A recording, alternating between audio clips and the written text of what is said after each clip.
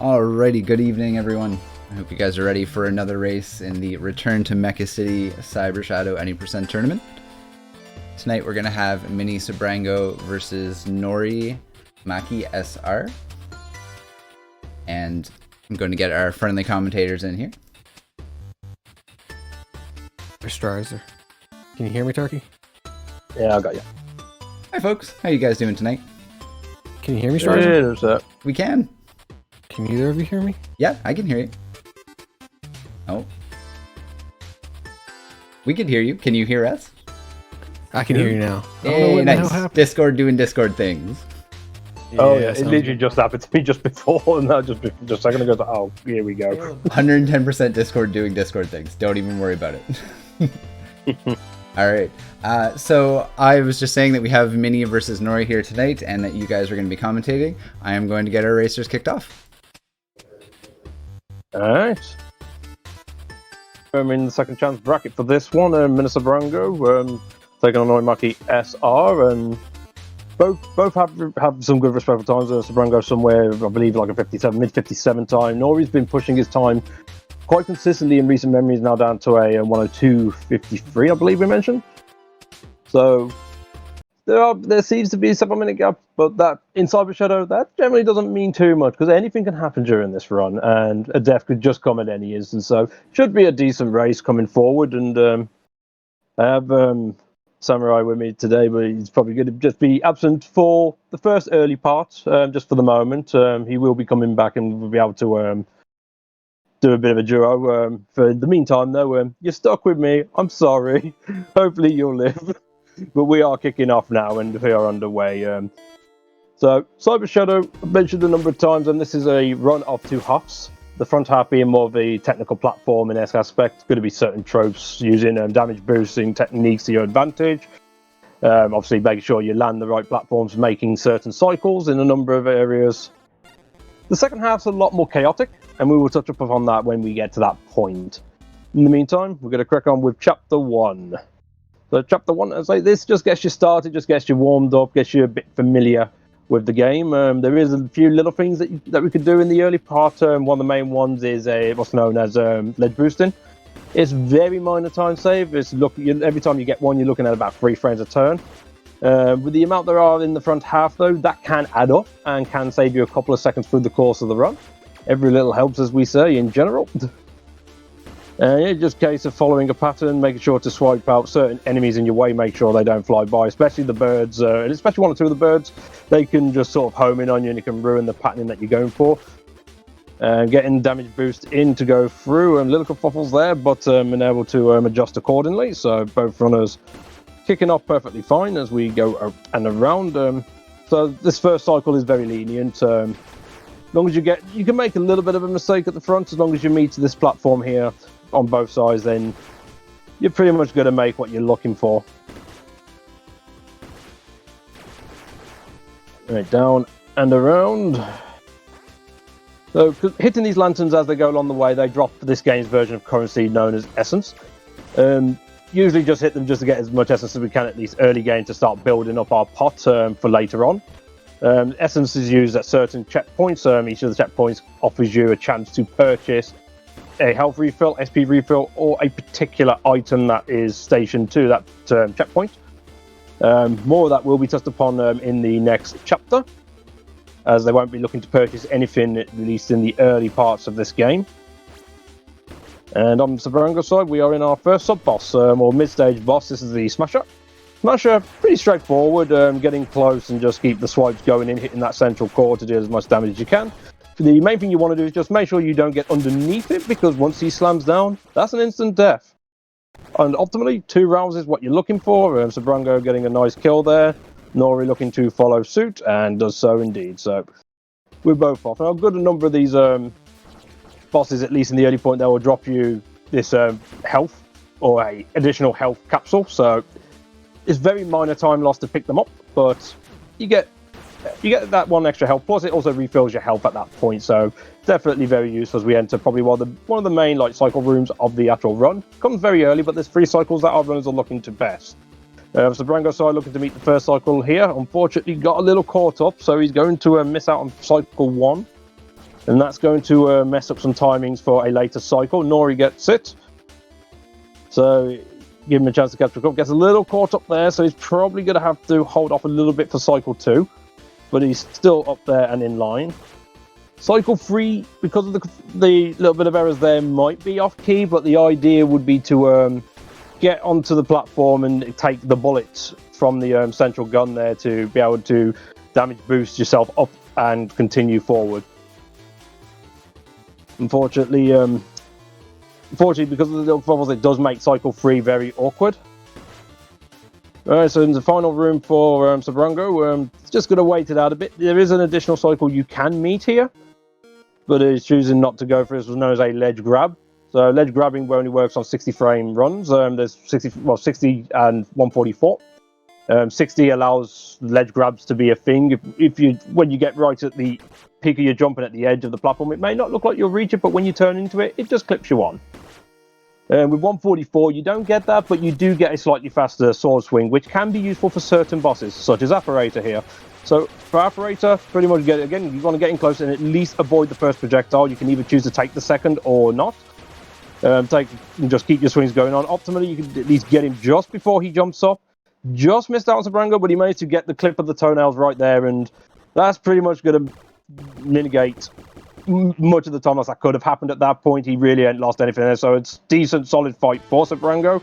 Nori looking to get his fight in here. Just clip the toenails there. Has lost a bit of damage on him. He's got to be a little bit cautious here, but he knows what he's doing. Got him down, and that's chapter 1 pretty much done and done.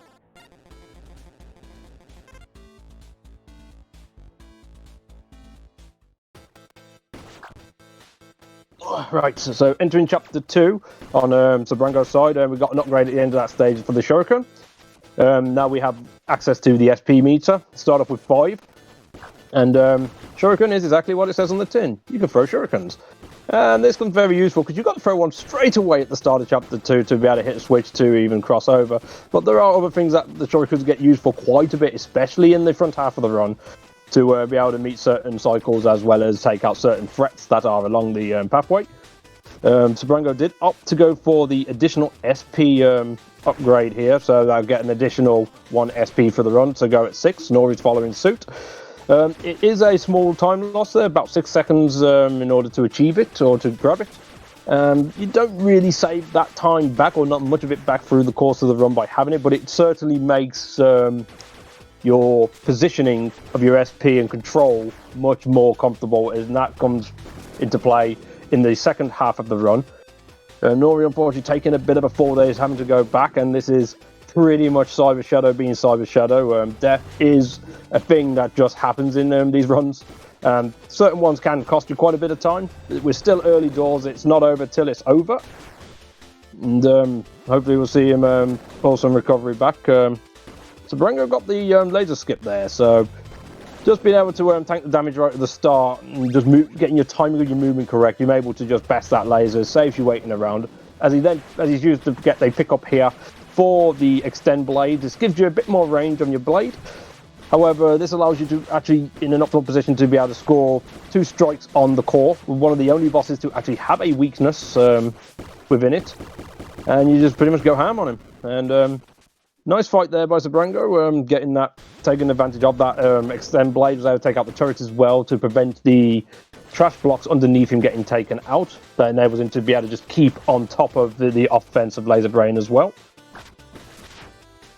In the meantime, Nori dealing with Bog Room. Now, Bog Room is a very finicky spot. There is certain manipulations you can do to at least ease off the craziness, but every time you hit the bug on its initial part before it breaks out, there's a lot of rust flies around, and they could just get in the way.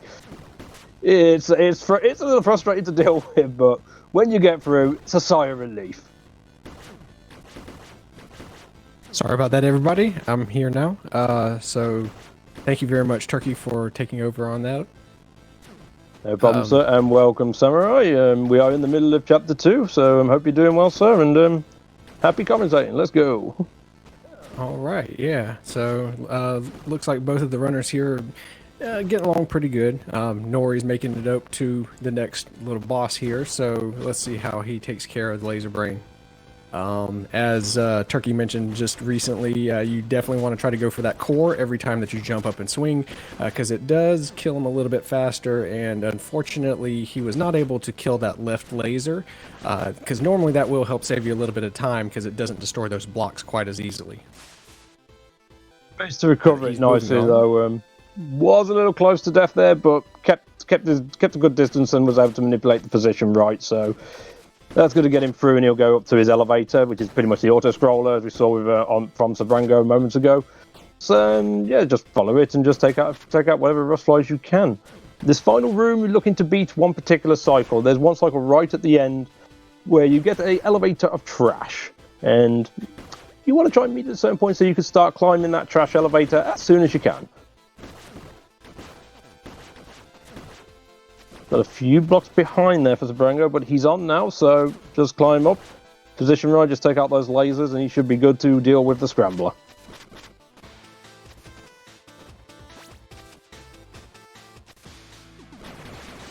Okay, so here we go with Scrambler. You want to stay close into this fight usually, otherwise you have to deal with other particular cycles. Once you start giving too much distance, his patterning will alter. As long as you stay in relatively close, he will always follow the same pattern every time. Once you're getting down to this point of the fight, he will break out and just has a little bit of health left. Bang, down he goes and just becomes mini Scrambler there. And nothing you could do with him after that, he just runs away. Well, that was a good fight.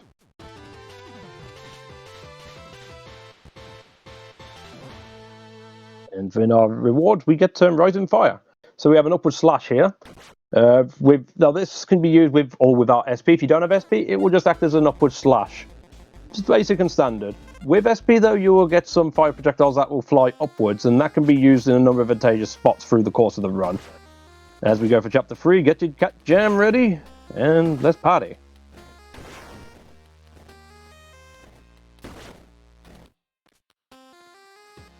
Now, Chapter 3 is actually, in my opinion, is one of the more difficult levels of the early game, just because it's where the difficulty starts ramping up just a little bit. You haven't quite really gotten all your powers yet, so it does take a lot more concentration here in order to make some of those precise jumps. Make sure you're not standing on those blocks too long so you fall into acid. These enemies coming up for Sebrango can be really demanding and difficult, so if you try to do damage boosting and you mess it up, it can be really easy to die and lose a good bit of time. So that's very true. He seems to be, he's coming through pretty good though, so I have confidence that he'll make it through with no problems. Meanwhile, Maki over here trying to finish up on the Scrambler, finished up and moving on to the next level now. So everything's going pretty good for both of these runners so far. Unfortunate death there for Sebrango, right at the end of Tank Central. Of course, as soon as I said everybody's doing pretty good, it has to happen. Of course, the commentators curse. I'm sorry, believe you, forgive me. Believe you me, I'm surprised it wasn't me who cursed him, because I've done it to every runner so far. But to touch upon what Sabra was saying, yeah, this does start to ramp things up, but not just from a casual standpoint, even from the speedrun side of things, in terms of what you can apply, because certain tech that you learn for the earlier stages becomes more abundant in the in chapter 3. There's more ledge grabbing for the 60 hertz runners, more damage boosting. Cycles not so much, but the technical aspect of platforming as well is certainly present here. So it's just kind of a case of after your first 2 chapters, this at least starts to give you the testing to see how you're doing. And as rightfully said, it can be a chapter that can just take you out in spots here and there. In the meantime, Nori's got his going into Tank Central himself. We'll see how he plays it through. I do believe Sebrango does run the game on 144, so if you notice he's not been going for any of the ledge grabs, I believe that's why. So he will get the advantage of some faster sword slashes. Indeed. Yeah, it's a trade-off. You lose a little bit of time one way, gain a little bit another, so yeah, but I think it's kind of weird that there is a difference whenever you have the different refresh rates. So I guess you kind of have to pick and choose your own battles. Well, that's if you're a PC runner. If you're a console runner, you don't have a choice. You're stuck on 60. I'm not complaining though. I like the ledge grabs. Nori making his climb up and doing well. He'll go into the subway zone. In the meantime, though, Sebrango is coming out and through to take on the next sub-boss for this one for Chapter 3 in the Hunter Tank. So Hunter Tank comes in a little bit of a two-parter. So the first part is just taking out his outer shell, it's just indicated by his button at the top. Just keep popping that in until you expose the main core. As an additional aspect, we tend to hit a couple of the turrets on the ground. This just puts them back into the ground, so you got much less projectiles flowing on the screen, gives you more control of the field. And looks very good on that fight. Yeah, he made it look like it was simple. And to be honest, though, that one can actually be kind of tricky because you have so many projectiles that are flying around that if you're not careful, it can be really easy to die. So he did a great job making sure that that didn't happen. Very true. The advantage of speed running. Make things look easy sometimes, but believe you and me, it is not.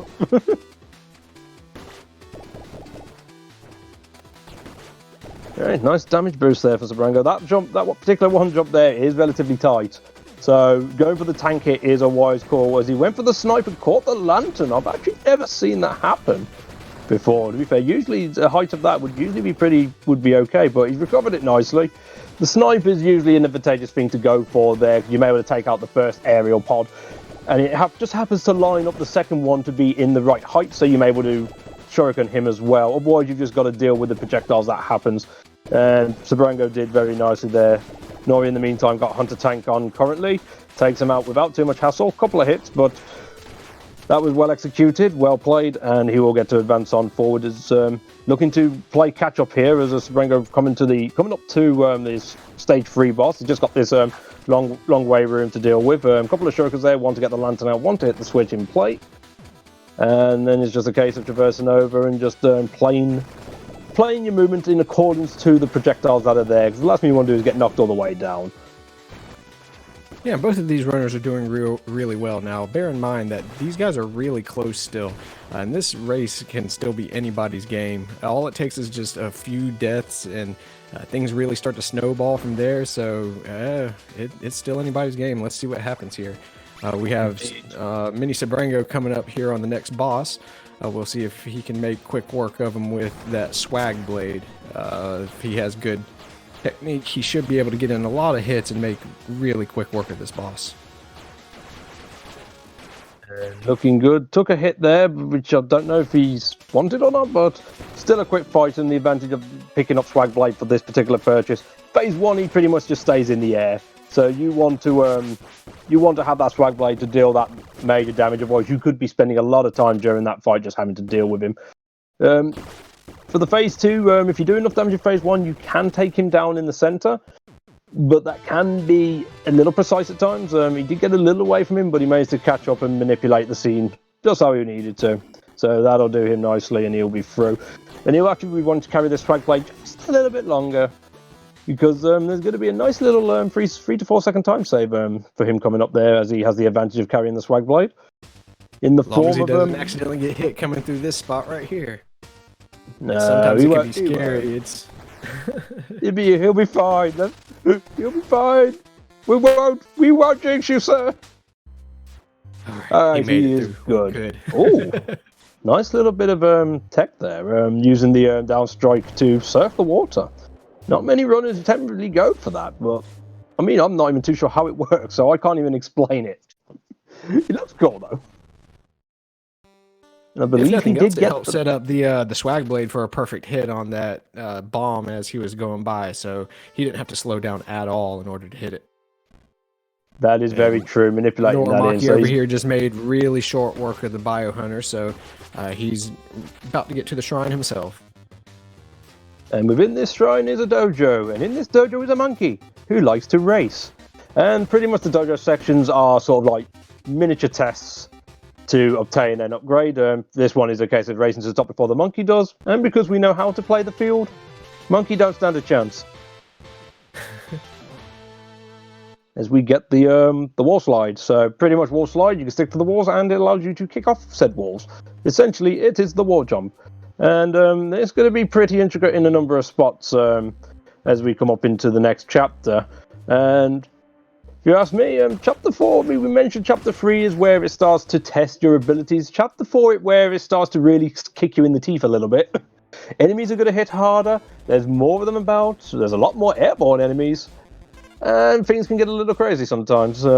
So hopefully all will go well for Sebrango as he starts his trek into Chapter 4. Nori's going into his dojo scene now to play with the monkey and hopefully come out on top.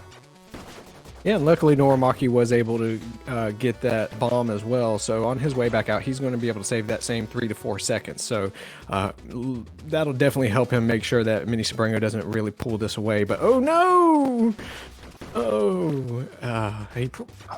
No, I cannot believe that the monkey is only there. I really thought that he would have lost a lot more time than that. So go. He did lose a bit of time. All Monkey right. does look like he takes his time, but he can climb walls that we can't. So it did get a little bit close there, but managed to stay ahead of him. So he may have lost some time there, but as long as you don't lose to the monkey, it's not so bad. Losing to the monkey is a big bit of time loss because you're forced to then have to go right back to the bottom to reset the room. Okay, These electric floors with MiniSebrango over here can be really scary sometimes. As long as you have good timing, you should be able to avoid it, but you definitely want to stay away from them as much as possible because they really inflict some damage. Oh yeah, indeed. A lot of this chapter, most enemies at this point are going to hit for about 2 units of health. And we have about 8 units by the time we enter. So you pretty much got 4 hits max before you pretty much go down. So you got to be pretty careful in order to get through both speed and also staying alive. I still love this strat in this little cyberspace area. Oh, we missed with the shuriken. But it's really cool because I can't believe that it took as long as it did, but one of the runners actually discovered that, and we were all just like scratching our heads like, wait, how come we didn't figure this out before? But it saves a little bit of time because you don't have to worry about going and hitting that other switch and seeing the little explosion cutscene. So I think pretty much every runner nowadays uses that little strat. Indeed, it's a minor time save, but it's a time save nevertheless. Getting an additional second out of it, I believe, roughly. So yeah, for sure. I mean, I was surprised when it first showed up as well. I was like, wait, that's a thing. Exactly. I'm not complaining, but wait, we'll take it. Well, apparently, it can be used in Chapter 9 as well if you're doing the 100% route. So it can be a little bit useful more than just in this run. Good to know. Nori making short work of that first part here, so he's moving on really nicely as well. So hopefully we don't have any issues out of his side, and we can keep this race really close. Yeah, and he took an intentional death when he was opening the door. He had a few hits against him, so he thought to play it smart, play it safe, able to take a death, get his health replenished. And it sends you right back to the checkpoint, which is right by the door that you're looking at. So you don't actually end up losing very much time at all for going for that way and approach. So good thinking on his part to get himself in a better position. Sebrango going through nicely. Just got a couple of enemies in the way. As we mentioned, these flying guys can be a little bit frustrating at times. They just like to get in the way. Nice snipe from Nori there to get the cyber section open so he can get through the door and make his way further. This is where I think the real danger starts to kick in. Chapter 4, as I said, can kick you in the teeth, but there's certain parts from this point on within the chapter that can get a bit hellacious. The way I generally explain it would simply be, as long as you don't do any of your movement wrong, it's okay. Make one little mistake and everything gets a bit out of hand, and then you've got to think quick and react quick to get yourself back into a spot where you don't end up getting mauled. And absolutely. Nice reaction on Sebrango there. Luckily, though, you do have a good number of items at your disposal, though, so it's not super difficult, but as Turkey mentioned, one little tiny mistake can definitely throw everything off on your rhythm, so it's worth trying to find a really nice pattern and sticking to it until you can really perfect your technique. Just want to mention on Nori's side, we missed it on Sebrango. I believe Sebrango got it. This cycle here looks scary as all hell, but very nice when you can catch it, and nicely done by Nori as well, was able to catch the cycle in good time. There are a couple of random factors throughout this chapter, and just to segue in, hey Mega Dragon, how are you?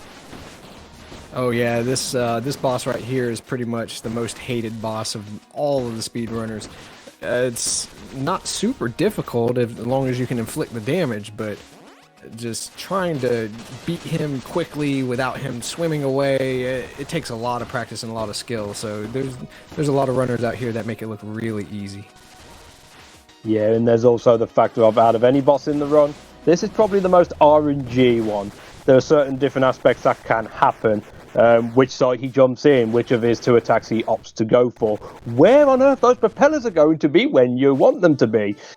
Things can just be in the wrong place at the wrong time, which can cause some issues, but Sebrango got a nice 3-rounder there. Usually what would be considered the high average, so you'll be very happy with that. It is possible to get 2 rounds, but it's a bit finicky and a bit hard as he now deals with the Final Fantasy Crystal and the Warriors of Light. So pretty much, main thing you don't want to do is let these guys land. As long as you hit them in the air, they go down pretty quick, pretty straightforward. Once they get on the ground, they like to sort of shadow dance around you a little bit, and it's then up to the game when they allow themselves to be opened up. There's a little manipulation you can do to force an attack, but you're still costing a bit of time versus getting them out in the air. Well, and he got a good pattern too, because the worst is when you have him going back and forth from side to side to side multiple times in a row, and you're trying to run across the room to hit him. That's when things can really get bad. But luckily, he didn't get too bad of a pattern. So, and we have Norimaki coming in on to Mecha Dragon. Let's see what kind of pattern he might get. And a lot of times you'll see a lot of runners try to manipulate where he'll spawn. You'll see some runners, they'll actually wait in the water in between 2 of the crates, so that way they can kind of see for sure which side he's going to pop up on to make it a little bit easier. So there are some strategies that are used to help make this fight a little bit easier, but still, it's one of the difficult ones, especially with the RNG factor. Very true on that. As we say, it is possible to get 2, but some things can be a bit finicky about that. There is another little thing with Mecha Dragon. I'm not quite sure how this works, but sometimes he just eats damage. With the Rising Fire technique, sometimes he just eats it. Not too sure if it's a speed aspect or it's a positioning aspect, but it can be a little awkward. Yeah, that was a pretty good fight there by Norimaki, so he's moving on to the Warriors of Light as well. So let's see what happens here. Indeed, we've got Vessel Defense for Sebrango, taking him down in 1 round. That's pretty much what you're looking for. 6 orbs on the field, take them all down, the gate becomes active and starts to go crazy at you. If you're able to take it down in 1 round, you're doing good. And it is at this point of the run that where you tend to consider one of 2 factors, and there is 2, as I say, there's 2 ways of approach. You can either choose to continue with the gun, carrying it after Mecha Dragon all the way through, or you can opt to switch like Sebrango has done for the E-Field.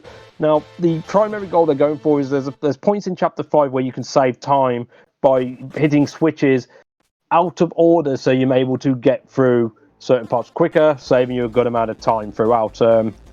There are certain advantages on both sides. The gun will give you more offensive properties, but the E-Field will give you far better defensive.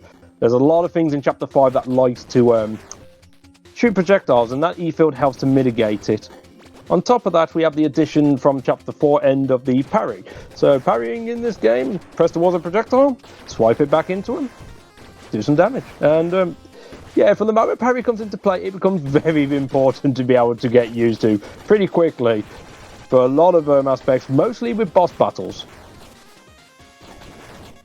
Yeah, and as he was mentioning about the parry mechanic, one thing that's great about having the E-Field shield here is that it basically can block a lot of those projectiles, so it makes parrying, I'm not going to say obsolete, but it really helps make it a lot easier to make it through without actually getting hit. So seeing some of those people try to do the gun strats and try to carry it all the way, it can be extremely Monka-esque, but luckily with the E-Field it's not quite so bad, and he's doing very well carrying it along through the whole level. And as you can see here, we got Norimaki. He decided to pick up the E-Field as well, working on the Vessel Defense system. Hopefully he doesn't take it too much damage. Yes, around the top there, doing some slashes, Rising Fire. Gets caught once there, but that's not bad, to be fair. Yeah, it is quite a tight... So... It is quite a tight window to get through without getting hit at all. So only taking 1 very respectable fight there. Oh, absolutely, yeah. And then it gives you that little bit of cushion when you're going through the next chapter, trying to make sure that you don't get hit by those projectiles, because it's very easy to take even one little tiny hit. And Sebrango was able to hit that switch really easily, moving on to the subject alpha. And we have Norimaki over here finishing up the chapter, moving on. So things still going good. Things are still pretty close. So the run is not over yet. The race is not over yet. Indeed, on that, and from Sebrango's side, that switch that he hit. That's the first of the 2 cycles in chapter 1, or rooms in chapter 1, where we're carrying this weapon for primarily. So being able to do that for that first one saves around 20 to 25 seconds, having to not go up and over and around to the other side in order to hit that switch.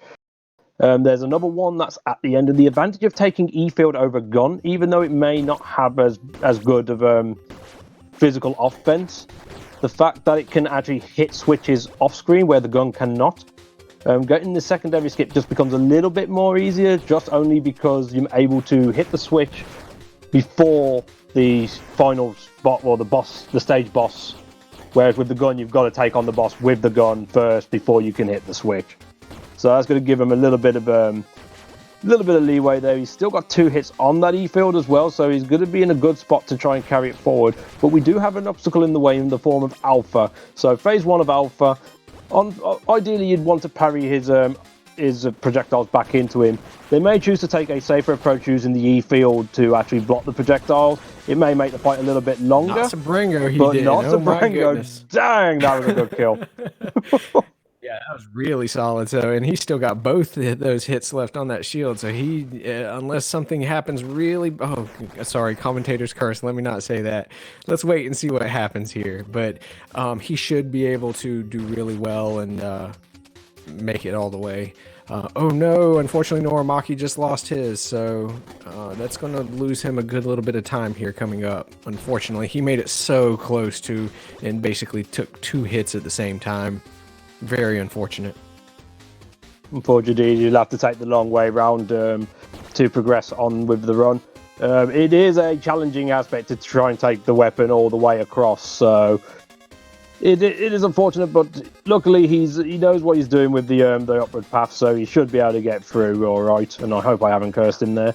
Unfortunately, I couldn't hear the sound cue. Hopefully Sebrango hit the switch there. As we mentioned, with the E-Field, you're able to hit the secondary switch off screen as we go into Alpha 2, who becomes a big monstrous thing on the wall. And with this, there's a couple of things you can go for. Usually you can go for a parry and delay till you get the parry hit in, which will cause 1 additional damage versus using a sword slash, or you can just parry and slash straight away. Doing that pogo there, just to get some high-end damage. The sword slash overall would still be a little bit better for damage, but the fact that there's spikes all over the floor, you get more damage in general for the fight. Got through that pretty decently. Was only just a little bit off getting a single round. So very respectable point there, and a very respectable chapter 5 for Sebrango, as I believe even if he didn't hit the switch, which he did, he still has the weapon. So he's all good. He's got both skips. So that just saves a little less time compared to the first cycle, probably around 10 to 15 seconds. I've still got to actually time it properly to get the actual numbers. Been a bit lazy on that front, but overall, a nice net plus of around 40 seconds for the stage for getting both of those skips. Can't go wrong, as we now go to the second half of the run. As I mentioned, there are 2 parts to this, and this is where the run gets a lot more chaotic, because we now have the dash. And with the dash, we have dash slashing. I need to slow down and get a quick drink because I'm talking too much, so I'll let you explain that a little bit, Samurai. All right, so we have MiniSebrango, as Turkey mentioned, got the second half of the game here. So MiniSebrango has the dash technique now, which will help make him run a lot faster than what he could before. But the most difficult part about this section coming up for Sebrango is that if you're not careful, it's very easy to forget that you don't actually have your double jump, and it's very easy to cause yourself to take damage or die. It looks like Norimaki made pretty good quick work of Subject Alpha version 1, so we're good there. But with that, with MiniSebrango having that dash, and he's moving through Chapter 6 really nicely right now, hopefully he's not able to pull too far away from Norimaki. But luckily, yeah, with that Subject Alpha 1 fight, Norimaki, he didn't lose really any time there. So He just needs to focus here, get on to Subject Alpha 2, and go ahead and get his dash technique and move on to Chapter 6 as well. So run is still not over. All it's going to take is a few untimely deaths on MiniSebrango's part, but unfortunately he seems to be doing really well right now. Well, unfortunately for Norimaki, so we'll see how all that turns out. So Chapter 6, though, it's trying to learn all these dash techniques and trying to avoid the little spinning saw blade that comes after you whenever you hit the lasers. It takes a lot of practice. This is probably one of the more difficult levels because you're still trying to actually get used to these mechanics, and as I mentioned earlier, the double jump technique that you don't have makes it very difficult sometimes because you think you have an extra jump and unfortunately it's not there. Then we have Norimaki over here on Subject Alpha 2, made pretty quick work there as well, so luckily, hopefully he didn't lose really any time there, but unfortunately he wasn't able to get that second skip, so he will lose a little bit of time compared to MiniSebrango, which, by the way, already on to the tunnel cleaner. That is amazing. He made extremely short work of Chapter 6, but let's see what happens with the tunnel cleaner. That's a bit close. And there he goes. What tunnel cleaner? I don't know. I kind of missed it. Yeah, the only thing I caught there is actually something not very many runners go for. He's using a different technique to open the fight with a little bit of a manipulation you can do. By running away from him at the start, it will force tunnel cleaner to spawn a bomb. If you can hit a bomb into his eye when it's open, that causes a heavy amount of damage. I believe it's around like 8 points of damage. Yeah, it's something like that. 40 he has. Those bomb balls that you can throw back at him, and any of the projectiles that you can throw back at him as well through parrying, that's the way to inflict as much damage as possible in the shortest amount of time. So probably the most hated mini bosses here on MiniSebrango's side, called the Knock Knock. I always thought that was kind of interesting. After I first read that, I was like, wait, what? I mean, it makes perfect sense, but of course, they call the door wall the Knock Knock. Who's there? You started a joke, come on. It's a bad joke. In the meantime, we've got Nori coming into Chapter 6 now. He's got his dash, and he's actually picked up an upgrade that we usually don't see get a little bit later on, but this is sort of a backup upgrade that we get in the event of dropping the gun or the E-Fields, known as the SP dispenser. Very valuable piece of equipment, and is wanted to be picked up in pretty much at any point they can from this chapter onwards, simply because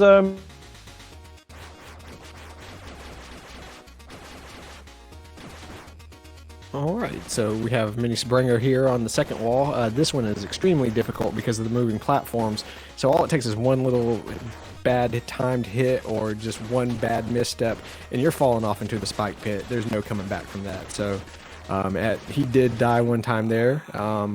Oh no, and he died again. So unfortunately, he's going to have to lose a little bit more time. This is Nori's chance. He just needs to really focus now and keep it going. If he does really well, he might be able to get it a little bit closer at least. So.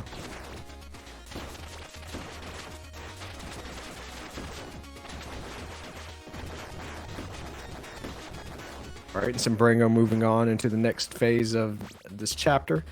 This is, in my opinion, it's actually probably the most difficult chapter in the game because you're still really trying to get everything going. You still don't have that double jump quite yet, so some of the strats are extremely difficult when you're trying to move around all these flying objects in the air. Doing pretty well, though. Not too many problems on Sebrango's side. Now we have Norimaki moving on to the tunnel cleaner, so it didn't look like he had too many problems there with that level, which is definitely going to help him out. Had a nice set of parries there and got a nice hit on the tunnel cleaner.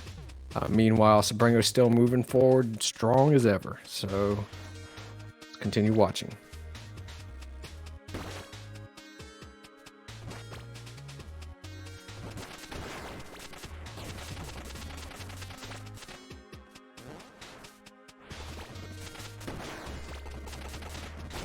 Alright, so Norimaki finishing up on the tunnel cleaner over here. Wait for the train to come to a stop so we can move on to the next chapter. Meanwhile, we have MiniSebrango over here making pretty quick work of this level as it is. He's coming up near the end. We're coming up to another cyberspace section.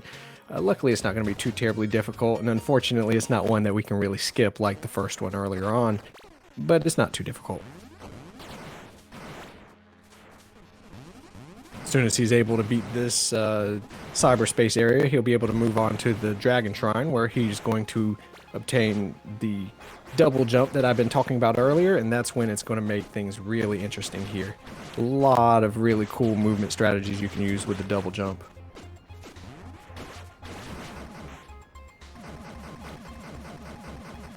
Meanwhile, Norimaki over here is doing really well. Didn't look like he had too many problems so far here in this chapter. Just about at the next save point, coming up on the second wall, so not too bad at all. And here we go with MiniSebrango coming up to the Dragon Shrine, as I mentioned. It's going to upgrade all of his items that he has to where basically giving you a charged version. It allows you to charge your regular attack in addition to charging up all of the sub-items that you have and the double jump. So it really breaks this game wide open.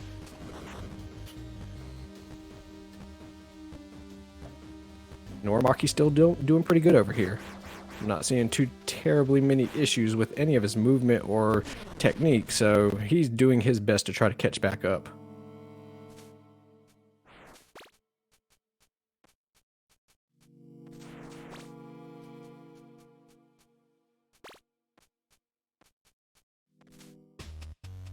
I always feel like those wall jumps with the double jump make it feel so nice and smooth. It's amazing what a little bit of extra power can do for you. Meanwhile, Norimaki's still doing really good over here, trying to keep everything moving forward. Now, by the time you get to this level where Norimaki's at and you have that SP dispenser, you want to try to keep that thing for as long as you can. Because that extra SP will really help out to give you all those extra dashes, as well as super strong pogos and everything else. So it's very difficult to avoid all of the projectiles and all the enemies, though. But he seems to be doing really well. And MiniSebrango over here onto the next level, return to Mekacity. See how everything goes. So as I mentioned, though, you can see that he's making really quick work of everything because that double jump really gives you a lot of extra movement potential. Didn't take him long at all. He's already on to the next cyberspace section. Pretty soon we're going to get to see our buddy Exo.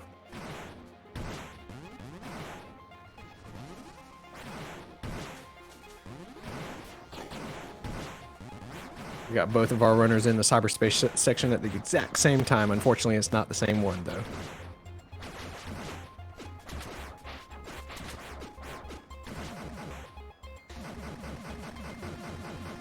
Alright, looked like Sebrango took a couple of hits there, but luckily he didn't die from that, so he's moving on to the next section, which is going to be another auto-scroller, and very reminiscent of some Mega Man X games that I've seen before, so he's going to be trying to make sure he doesn't take too much damage from these enemies as he's cruising along on an auto-scroller. Unfortunately, there's not much you can really do to speed it up, but just try to stay alive. Don't take too many hits, because it can be really easy to die. Especially if you mistime one of those jumps and you fall into the spikes. Oh man, there's a lot of time lost that you can have just from one little tiny death. And Norimaki over here moving on to the Dragon Shrine, just got his power up, so he'll be moving on to the next level as well pretty soon.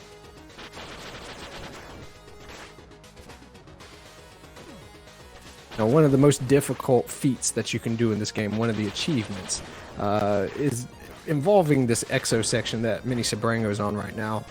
It took me forever because all it is just trying to make it through without getting hit, but it's honestly a lot easier said than done.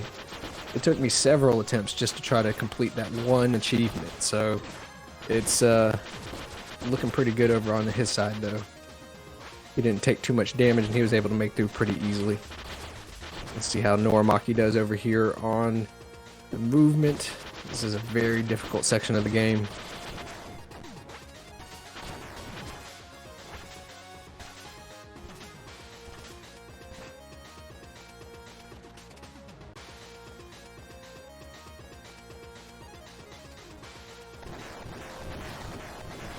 That's one thing I love about those little spike.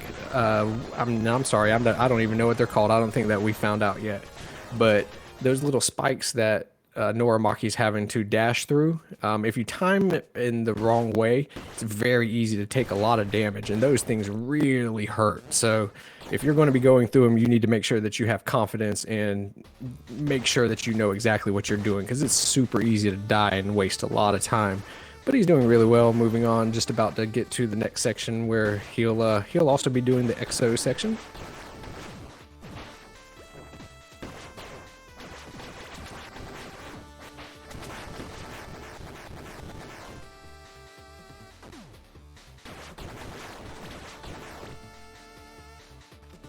All right, now Sebrango is moving on to the actual EXO, where you get to play as EXO. Very easy to die if you're not careful, whereas most of the time you can just damage boost straight through. You don't really have to slow down at all. But if you're not firing at a good rate of speed and you have any issues with like stopping and slowing down at all, it can be very easy to die. So there's two strats. You either take your time, kill all the enemies as you go, or you just pound through it as fast as you can. And luckily, if you pound through it as fast as you can normally make it through without dying. And now we have Noramaki finishing up on the cyberspace section, moving on to the bike ride. Meanwhile, Sebrango is working on the mini boss here, the carrier boss. It fortunately runs the same pattern every single time, so as long as you stand in the same spot and fire as fast as you can, mash, mash, mash, you normally don't have too much trouble with this boss.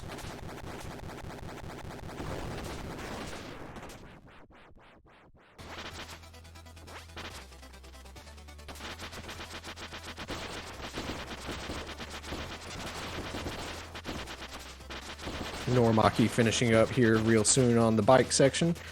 Meanwhile, MiniSebrango's just about to finish up here on the EXO level, moving on to the next chapter. Oh, no, sorry, he won't be moving on to the next chapter quite yet. He'll be moving on to the next phase.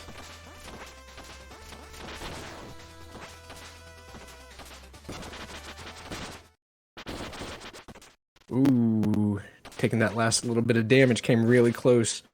MiniSebrango came out of there with 1 HP left. So luckily he didn't die there, because that actually would have saved lost quite a bit of time, because he would have had to start all the way back at the last checkpoint. So it would have been a pretty bad time loss on his behalf. I think I'm going to pop in here because we obviously lost Turkey a little bit ago. Obviously, Discord and tech issues happen. Thanks for covering the air. I will jump in and be your co-commentary for the remainder of the race. All right, that sounds great. Yeah, we have EXO sections on both sides. Get your Fs in chat for EXO on the left side. And we can all laugh at the turtle airbag on the right side.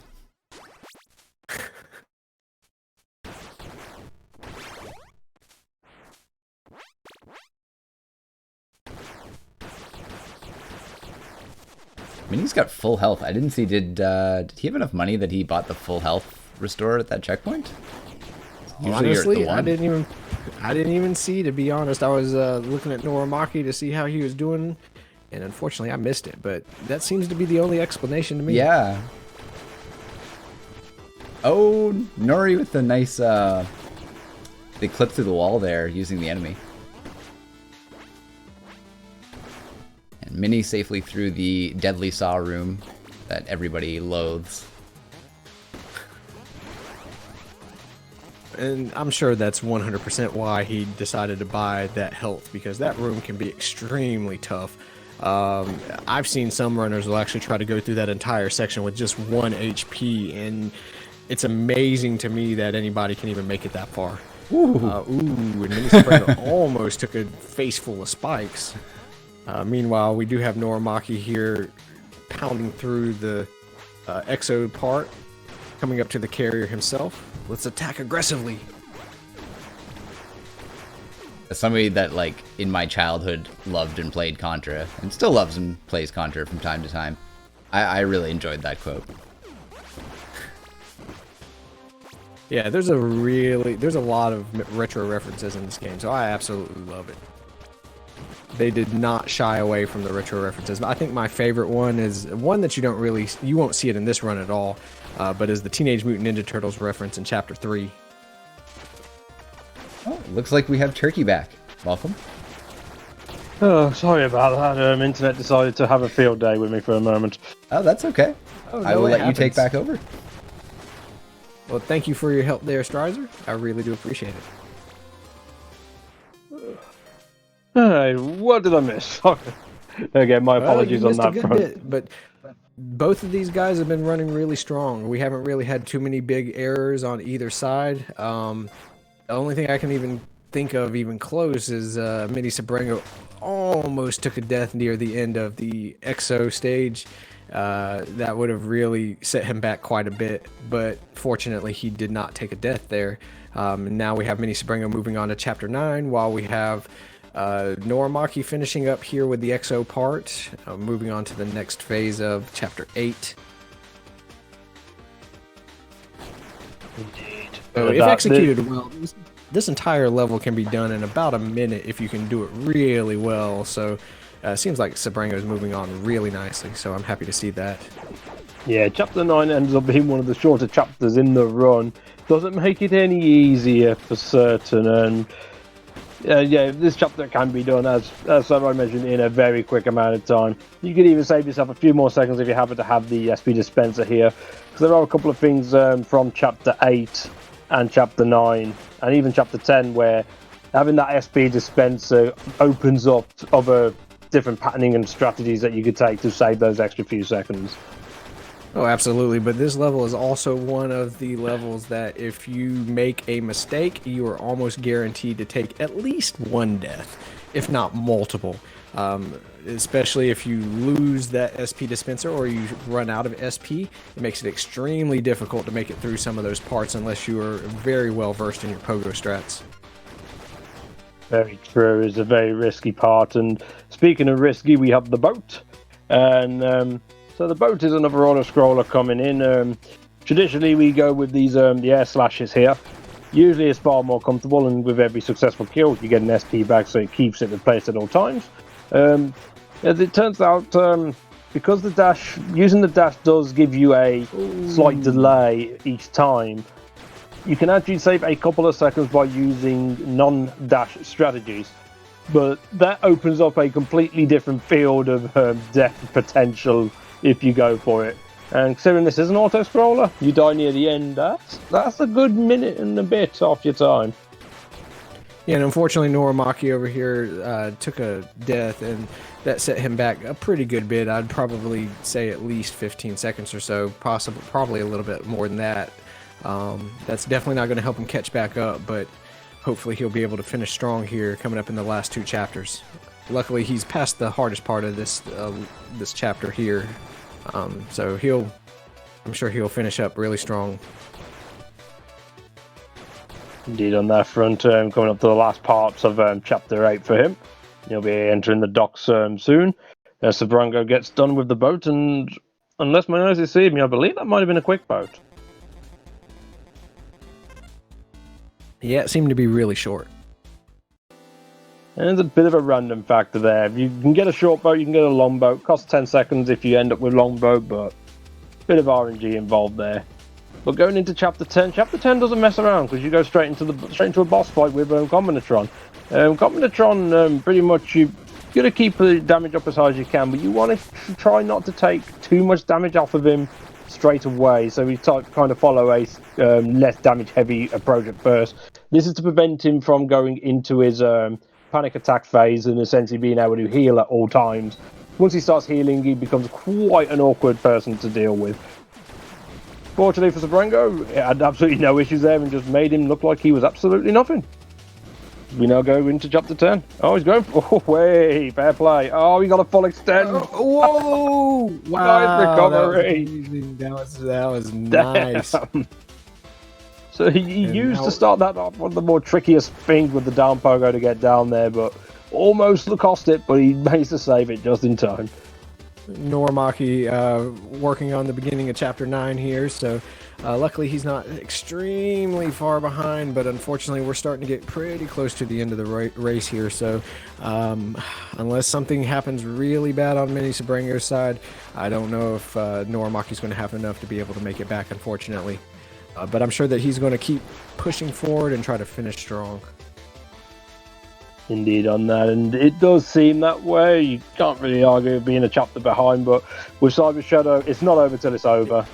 So yeah, exactly. You really never know. But that's why I said, you know, barring some major catastrophe, which could definitely happen, though. Like you said, it is Cyber Shadow. Cyber Shadow does Cyber Shadow things, then it hurts. It's still fun, but it hurts. Makes nice clean up work of Chapter 10, just having to get through this lockout room before taking on the pretty much just say the mid-stage boss in Spider Rail, indeed. Just got to get through this room, have to wait for the gates to open. Looks like he's going to use parry and using the charge parry to force a homing attack on the gate there to just to take it down a little bit quicker. So nicely performed there as we now go for Spider Rail. And Spider Rail, what you're aiming to do here is you're trying to get the opening part of the fight pretty tight in.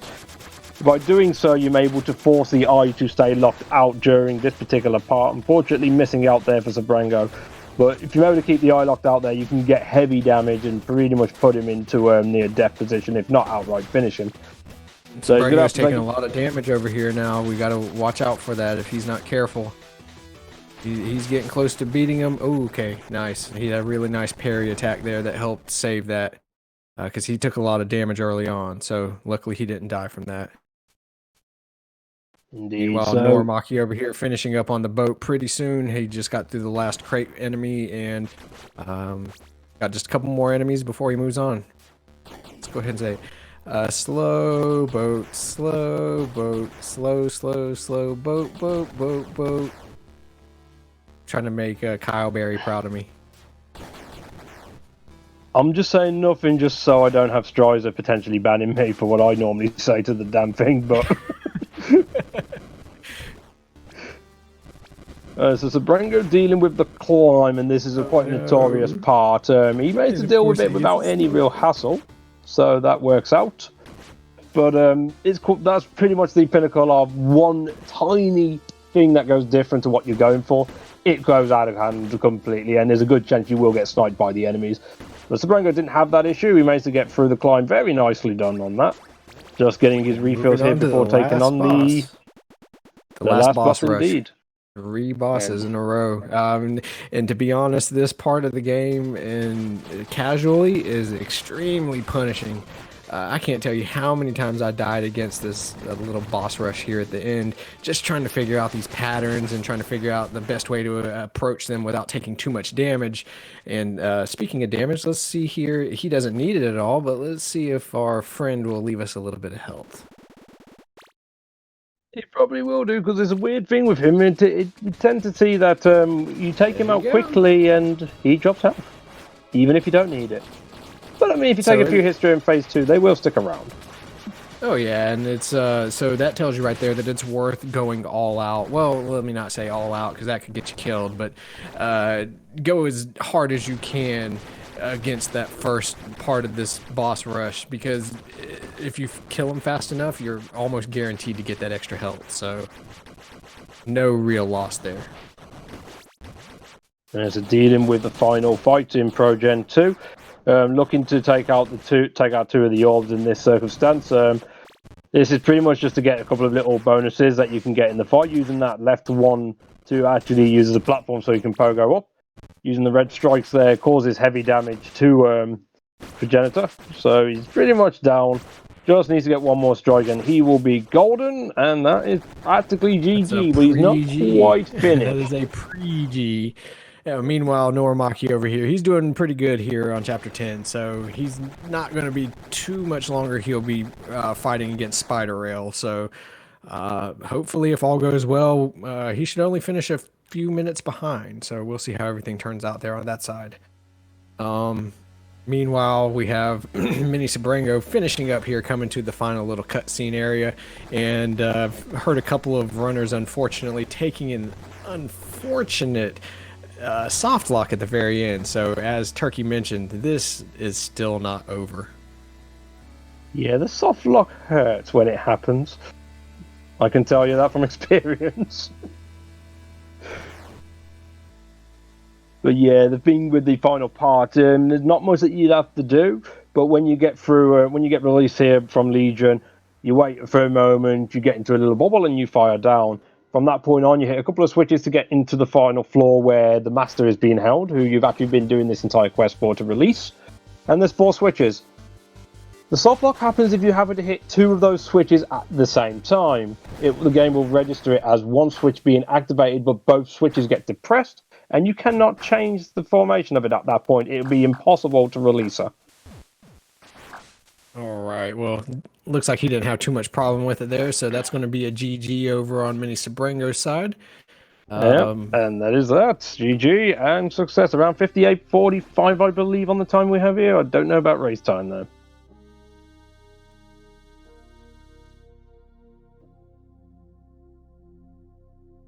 In the meantime, looks like his official time was 58:46. And that is not an easy time to hit. Oh, absolutely not. 58:46 on a race. That was amazing. He did a very good job. Very few mistakes. I had some problems, but not too many. So happy to see that he was able to make it through in a sub hour. I mean, anything sub hour in a race setting is extremely good. Very true on that front. Nori dealing with his climb now. Had a bit of a kerfuffle there. 4 deaths only, dang. And if I'm not mistaken, I think they all came right around the same time, all in the same spot. So it looked like that Norimaki was going to be able to start catching back up, but MiniSebrango didn't make too many more mistakes after that, so it didn't really give Norimaki too much of a chance. He's getting through his climb now, dealing with the first room. All right, had some issue there, and unfortunately that can happen with the very first room of the climb. One thing happens, and then another thing happens, and it just snowballs. But he managed to get through there. He didn't take a death as a result of it, so that's still a nice recovery played in front. Just make his way up now to deal with his trilogy of boss fights, and then he'll be pretty much coming up to the end here.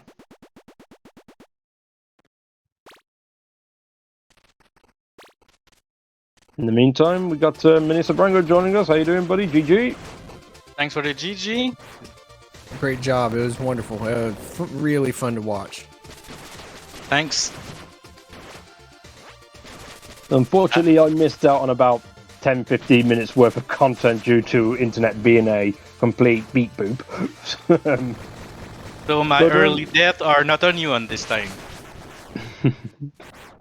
But no, it looked like you didn't really suffer much. I mean, you only suffered 4 deaths as a result. Apart from that, executing very well. Sub 59, not an easy time to hit, especially in a race. Your thoughts? Yeah, I'm really happy. I had some difficulties recently to get sub 1.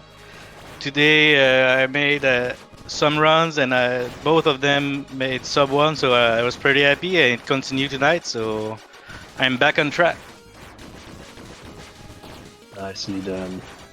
And yeah, so by the way, I'm really sorry about the commentator's curse when you died there in chapter 3, going through the train area. I really do apologize about that. No worries. For once, I am innocent. And I don't get to say that every day. Just for the moment now, we got Pro Gen 2 on Nori's side, following the same path as Sebrango did, taking out the two, one at the bottom, one at the left, using the right for pogo position to score as much damage as he can. You can get a good 2-3 strikes in at any given time. Gets the red beam double strike in there, nicely put. Just got just a quarter of his health to put away before he will be following suit and being on the GGs. Getting close. Oh no! So the orb is down, but luckily with SP Dispenser and the Charge Up Rising Fire, it's enough range there to put him down. 3 Gs on Nori's side. Again, as we said, it's not quite over. Just gotta hope that he doesn't forget the soft lock. Luckily, it's not a random occurrence, as we mentioned. It's something that you actively have to accidentally do, essentially, to have it happen. So, as long as you're aware of it, you're usually going to be okay. So, And if I've cursed him to this degree, I probably will retire as a commentator for life. Yeah, that would probably be a smart idea. I don't think anybody would want you to commentate their runs anymore after that. I'm surprised they still do now, to be fair. But here I am! Yeah, just taking the fall down here, and he will be pretty much said and done. I'm just trying to think through the bracket, because for MiniSebrango you get to advance on in the second chance. I believe, if I remember the brackets correctly, you've got the winner of either that DJ or Keto coming up. So you got some more challenge coming your way.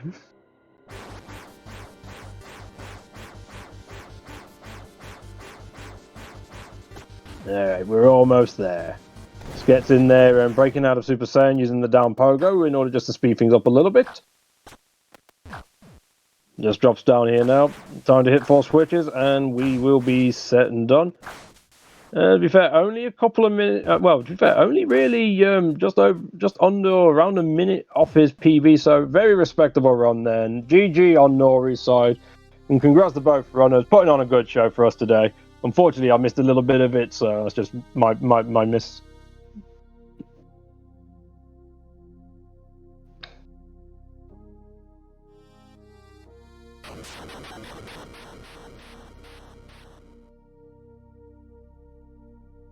All right, that was an amazing race between these two racers. It actually ended up being pretty close.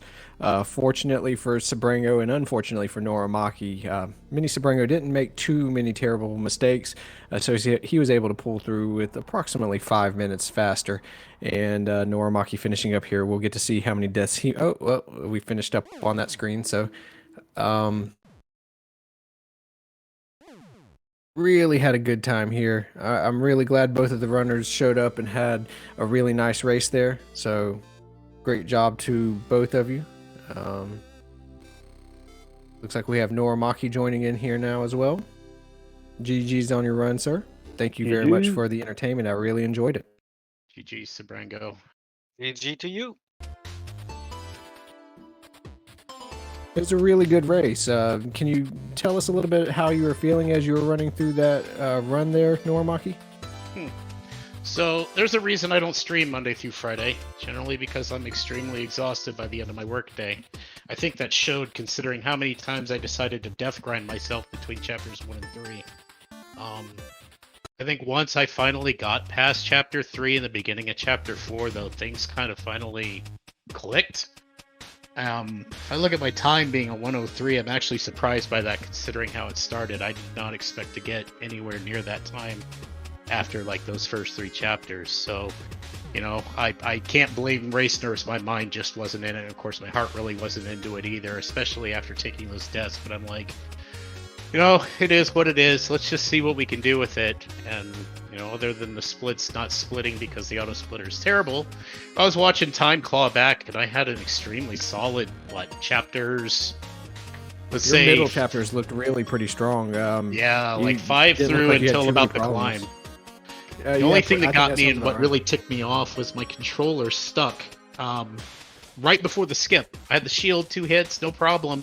And then I do that in the area there, and my controller's just like, nope, you're going to keep walking left. I'm like, I don't want to keep walking left. Nope, you're going to do it again, shield. God, bye. I'm like, well, there we go. There we go. That's great. Whatever. Move on. I saw that, and I was really upset when I saw that, because I saw that you took 2 hits in a row, and I was like, oh, man, because you were right there where you needed the shield. You were literally like a quarter of a room away. You were almost there. So oh yeah, I was feeling really good about getting the skip. I was like, we're gonna do Alpha 1, and nope, controller's head down. Not today, son. Oh, yeah, whatever happens. Oh, absolutely. But you still pulled through strong. It looked like that you really tried to focus there coming up into... after you had a little bit rocky first couple of chapters, looked like you really tried to pull up strong to try to make it even again. And it did start to get pretty close there for a little bit, but unfortunately he just continued to pull away from you. So yeah, it was a really good run, though. GG's on it. Yeah, thanks, Sebrango. I hope the best for you in the future on the rest of the tournament. You're a strong contender, and I know you're gonna go far, sir. So. Thank you, and GG on the race. I hope you enjoyed your time in the tournament. That was fun. I'll be glad to move on from this heart-wrenching game. That's all I'm gonna say. It's going on the shelf for a while. I got other projects to work on now. That's fair. As we say, Sebrango will move on. Unfortunately, we'll be dropping that, but as he says, he's going to have a nice little break from it. As always, it's an honour watching you perform, Nori. I've been around for just too long now. So next coming up here, MiniSebrango's next opponent will be between the DJ or Dainkido, depending on who wins that race. And then whoever wins that race is going to have a really fun time going up against Kyle Berry Sr. in that next round in the bottom bracket, round 3. So good luck to you, MiniSebrango. Hope that you do really well. And I hope we'll as see well. how everything turns out with the rest of the tournament. Indeed. Is there any final words from anyone here? No, I just want to thank Strizer86 for hosting and creating this tournament and hosting the tournament on his channel. He's putting a lot of time and effort into this, so big GGs to him as well, and I hope that the rest of the tournament goes fluidly. I'll be watching from the sidelines. Fair. It's just bringing up the schedules. I believe that's a couple of races that we've still got. Still, I believe both of them are to be announced that are currently in play. My phone's taking forever to load up, so... Well, for now, it looks like that we have the Big K1 versus Eric's 33 coming up on Thursday, May 27th at 7 p.m. Eastern Time. And after that, we have your very own Turkey and Space Narc. That race is to be determined. And then the DJ and Dainkido race, that is also to be determined. And there we go. So hopefully we'll get those races in as soon as I can. Obviously, I can only speak on my own one in the sense of it might be a little longer than we've been, depending on how COVID Jab decides to treat me. But hopefully we'll have that scheduled soon. I'm praying. My body's got enough stuff in it. It should be fine. Looks like it's about time for us to go ahead and wrap it up here. So thank you, everybody, for your time. Thank you very much for the really good race. And thank you, Turkey, for the excellent commentary here. Until next time, I guess we'll see you guys in just a couple of days. Thank you very much for coming. Take it easy and good night.